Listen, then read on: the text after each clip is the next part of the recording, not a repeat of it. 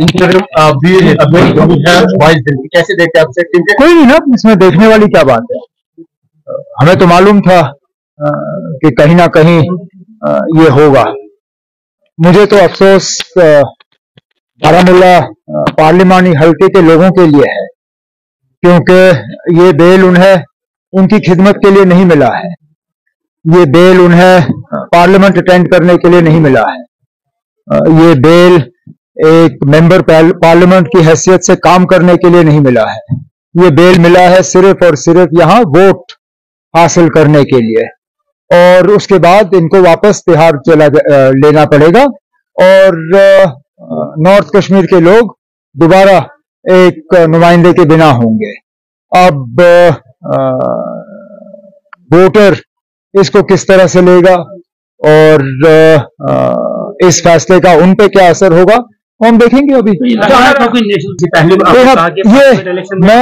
मैं सोच समझ के और मतलब बड़े एहतियात से इस मामले में कदम रख रहा था, लेकिन अच्छी बात है कि जो बात बहुत लोग सोच रहे थे वो महबूबा मुफ्ती साहिबा ने खुल के की।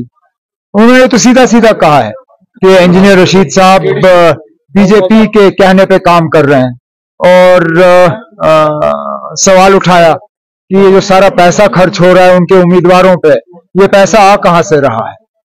अब देखें, अगर इसका जवाब एआईपी से आ जाता है, हम तो इन लोगों का मुकाबला करते रहेंगे, और हमारी वोटरों से एक ही गुजारिश है कि इस इलेक्शन में अपने वोटों को वो तकसीम ना होने दें, क्योंकि बीजेपी की लगातार साजिश है।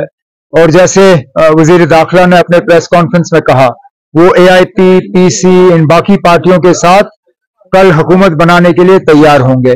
तो लोगों को अगर बीजेपी की हुकूमत बनानी है तो इन तंजीमों की मदद करें। वो उमर साहब, आप लगातार अलायंस की बात कर रहे हैं, लेकिन एक तरफ आपके जो इत्तेहादी है, एक अलायंस पे सुनिए, वो बेवकूफ है बानिहाल वाला, उसको अपनी जबान पे कंट्रोल नहीं है, लेकिन उसकी अपनी पार्टी ने उसके बयान को जो है उसके खिलाफ एक बयान जारी किया है। अब वो बानिहाल वालों को इतनी फ्रस्ट्रेशन क्यों है, उसको अपनी जबान पे कंट्रोल क्यों नहीं, मुझे इसका जवाब मेरे पास है नहीं। लेकिन कम से कम कांग्रेस की तरफ से उसके बयान को नोटिस किया गया और उसके खिलाफ कांग्रेस पार्टी ने अपनी आवाज उठाई। हमारे लिए ये मामला वहीं पे खत्म हो जाता है।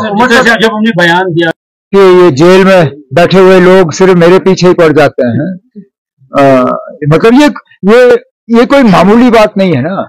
इंजीनियर रशीद का एक बार लड़ना मैं समझ सकता हूं कि ये कोइंसिडेंस है, ये ऐसे ही हुआ, लेकिन इस इलेक्शन में एक आदमी को 2 सीटों पे लड़वाना, और एक पे तो चलिए उनका निशाना ठीक रहा, वो गांदरबल आए, दूसरे पे उनका निशाना गलत रहा। वो उम्मीद कर रहे थे कि मैं वीरवा से कागज भरूंगा, मेरा बड़गाम से कागज भरने का इरादा था। अगर मैंने 2 दिन पहले बड़गाम का ऐलान किया होता, आप मान के चलिए कि वो क्या नाम है, सर्जन बरकती, उसने बड़गाम से कागज भरे होते। मान सकते कि सबको कोशिश तो ये कर रहे हैं ना, लेकिन मैं उम्मीद कर रहा हूं कि इस बार इंशाल्लाह उनकी कोशिशें नाकामयाब होंगी।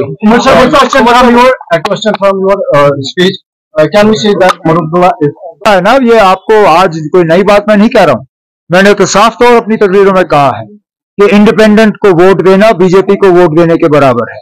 अगर आप बीजेपी को बाहर रखना चाहते हो तो नेशनल कॉन्फ्रेंस